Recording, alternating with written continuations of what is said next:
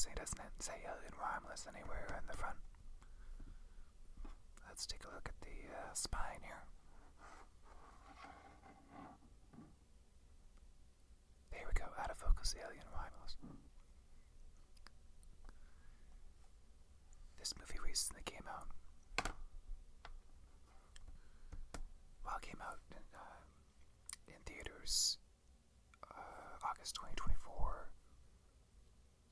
and the 4K Blu-ray release, this is the 4K release, came out in December, so not that long ago.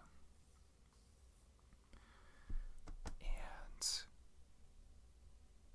I have the steelbook here, even though the steelbook was, gross, cost-wise, price-wise, because where I live, products are bilingual. They're in English and French. You have to have French on your products, and that is for movies as well. And occasionally, not as often, but you'll have all the English artwork, and there'll be almost like a little asterisk, something that says, French version included. It says that in French, though, because you're probably more interested in that if you're a French speaker, so they keep that part in French. But sometimes they have the artwork duplicated in the sense that the title is in both English and French. If there's a caption from a critic or something, it's in both languages, and I think it ruins the artwork. I think it just becomes too busy. And the Alien Romulus, it wasn't as bad as some other ones, but it still bothered me enough that I decided to just get the steelbook. And it's too bad because I like the theatrical art for the Alien Romulus quite a bit. But the steelbook's fine. This kind of has like a retro feel to me. And this movie's directed by Alvarez. I think I pronounced his name correctly. If I didn't, I apologize. He directed the Evil Dead remake. It took me a moment. That came out about 10 years ago. I think it's a really good remake.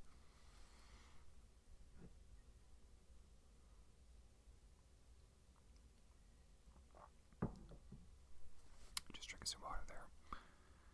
He also directed this movie called Don't Breathe, which kind of turns the tables on the audience a little bit in the sense of, who's the hero of the story. It also has I don't know how many movies that collectively have scenes involving turkey basters. I imagine most of the scenes involving turkey basters involve turkeys as well, a cooked turkey. Not Don't Breathe. And he also directed, I don't even remember the name of it, I haven't seen it. I think it's one of those girl with the dragon tattoo movies.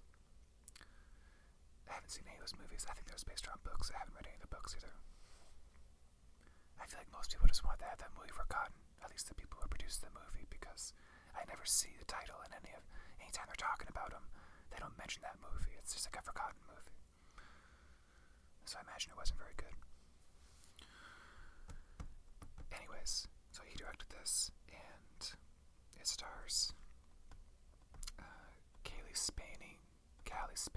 Spaney, I don't know. I probably should have looked up how to pronounce her name, especially since I really appreciate her as an actor. I've only seen her in a few movies, but she was exceptional in Priscilla. She really convincingly played a teenager, and she's in her mid-20s, and she was also in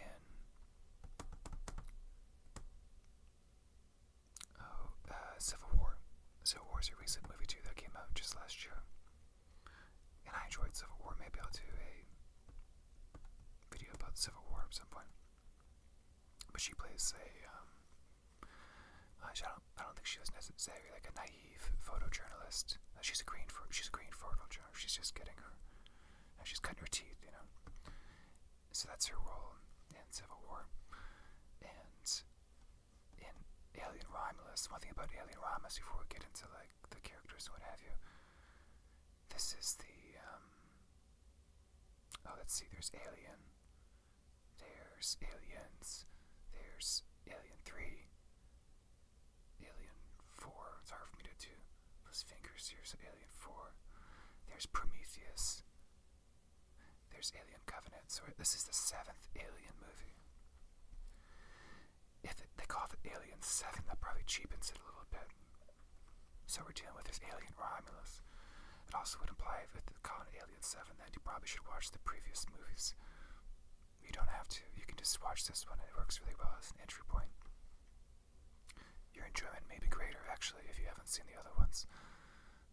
In the sense that there's some scenes in this movie that if you're a more cynical person, you think they're, he's ripping off the previous movies.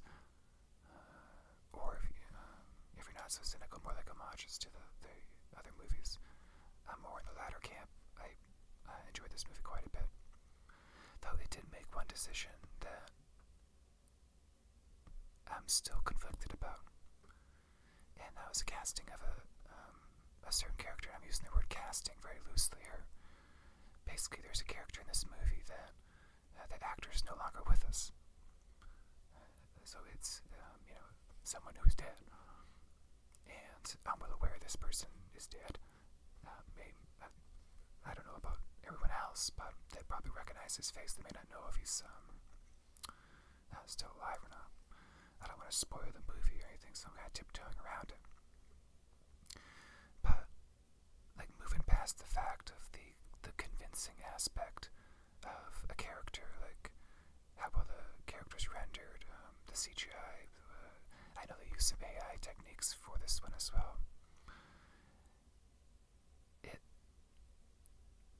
There's like the ethical question of, hey, should we have people that aren't alive in our movies because they're not really having a decision? It's their family that's making the decision. And so there's that aspect of it. And just the potential to take someone out of the movie.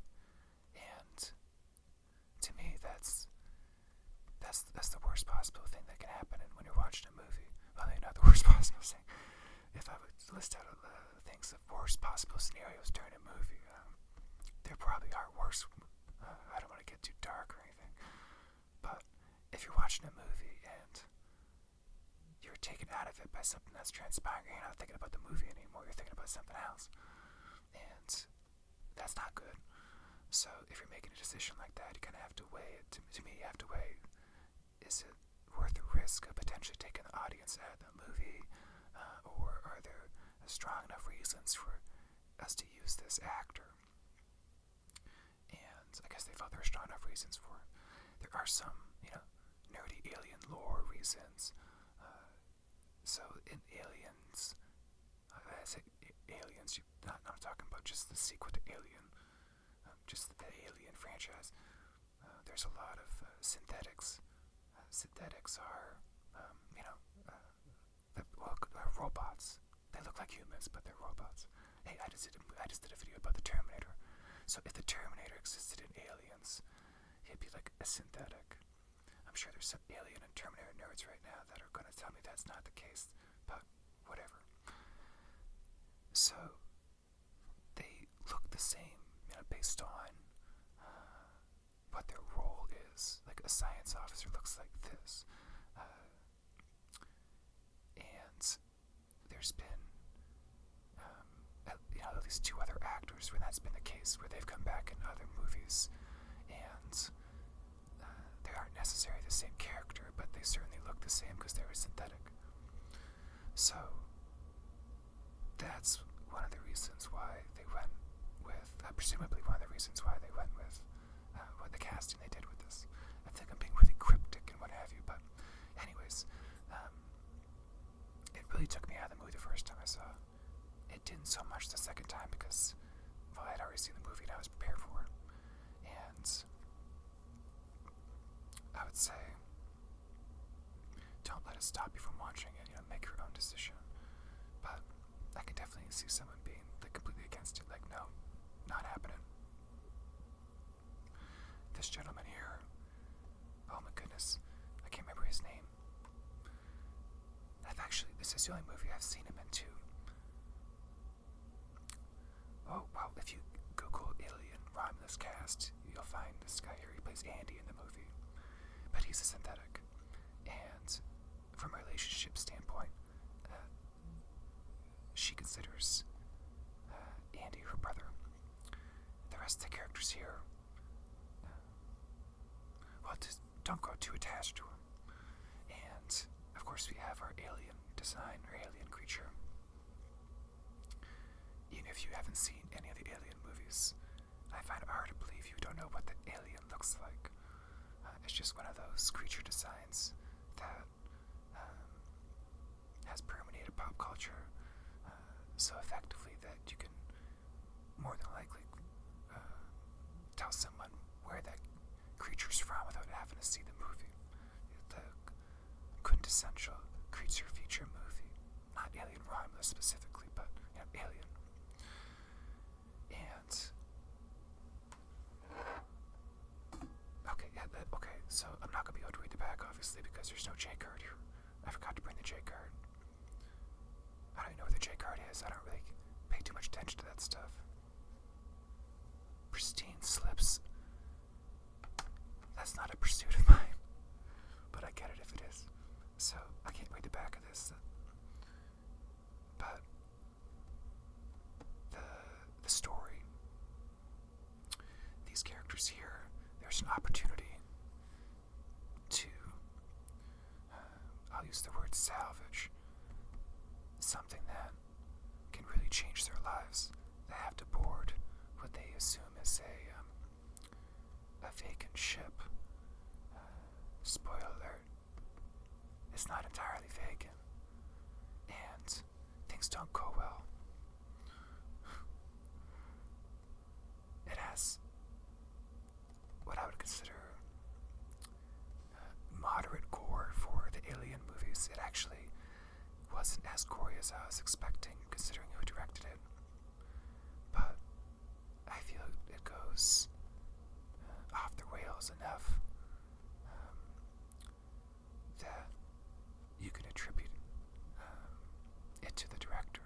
If you've seen the Evil Dead remake, you probably know what I'm referring to. I feel the Evil Dead remake is one of those horror remakes that effectively goes off the rails if you're not sure what ride you're strapping yourself into. I kind of like the Hills Have Eyes remake. So I feel this movie has a similar moment in a very enjoyable way. And let's take a look at the inside here.